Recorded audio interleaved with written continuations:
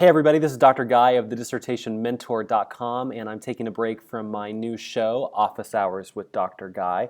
I'll link it up for you. And today, it's a writing day for me. It is a coffee day for me, so I wanted to make this just short video for you as a blessing, a short 5-minute video or less about how do I write a paragraph in my dissertation.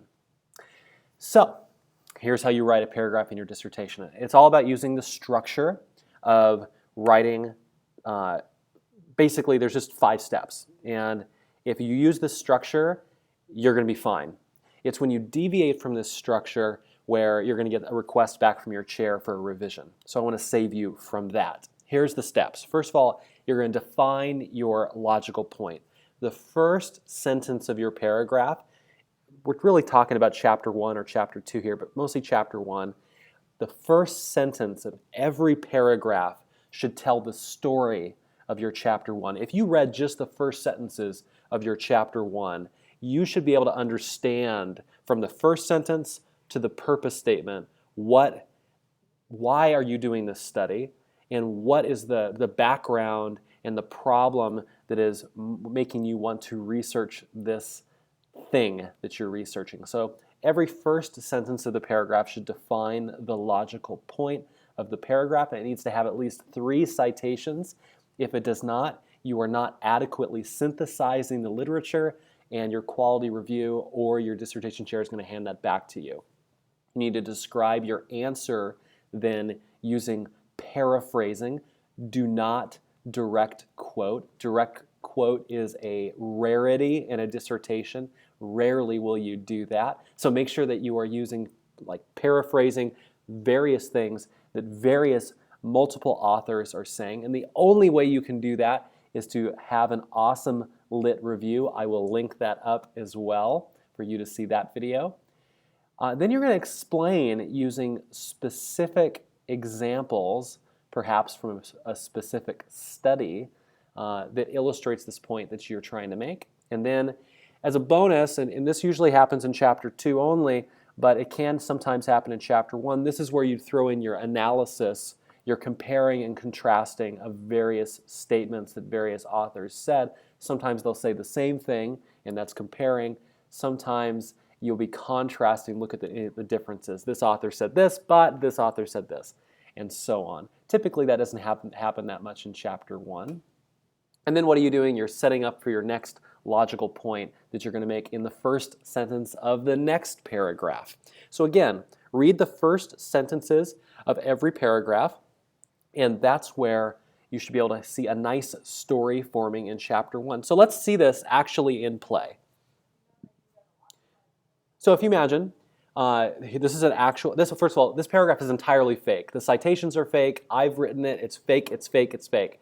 But it illustrates the point. So first you're going to describe the paragraph, you're going to define the point of the paragraph. Secondary school principals hold greater responsibility than any other educator on a high school campus. Notice 1, 2, 3 citations at least. I could have done 5 citations there. I could have done 10 citations there, and that might be a little bit overboard, but I could have. You define, notice that if we just read this, we'd be perfectly fine for this paragraph. That would be the end of it.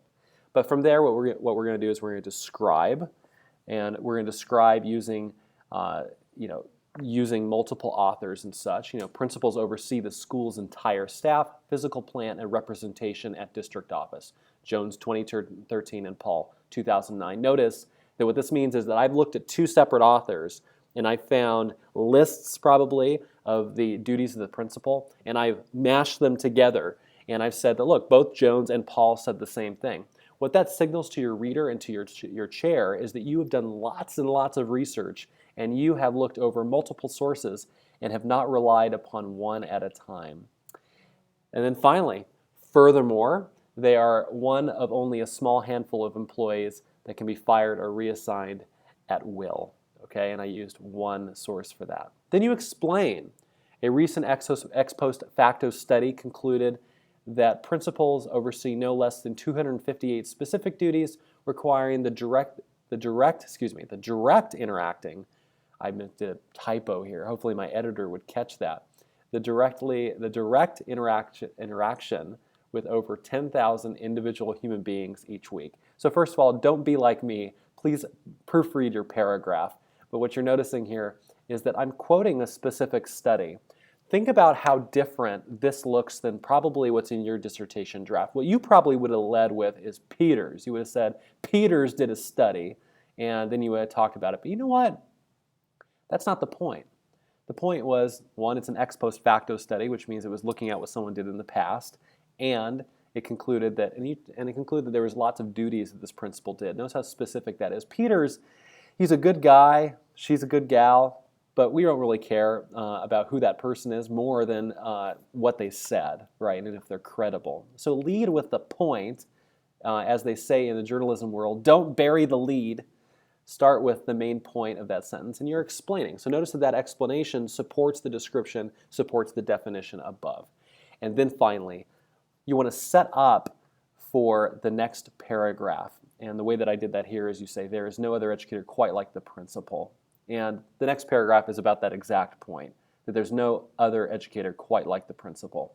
Now, just for my own, I am an educator, so I do want to say that there is no other educator like a teacher. There's no other educator like a support staff person that's in my classrooms. Every educator is unique. But for this dissertation, it's trying to illustrate the significance of the principle, and for that reason, notice how this paragraph really supports that. This is one point out of 20 larger points that I would put in my first chapter to narrow me down to my purpose statement. Hey, I hope you've enjoyed this short video. If you've not seen my other videos, or if you've not seen my new show, Office Hours with Dr. Guy, I truly hope that you'll take a look at that. Links abound in the comments section below, and links abound if you're on YouTube. Links should be appearing above my head here somewhere. And it's just a pleasure to help and a pleasure to be of service to you. Please comment. Let me know how I can assist you. I'm here to answer questions. That's what I'm here for. That's my mission, and my God-given purpose in life is to help. Take care. Bye.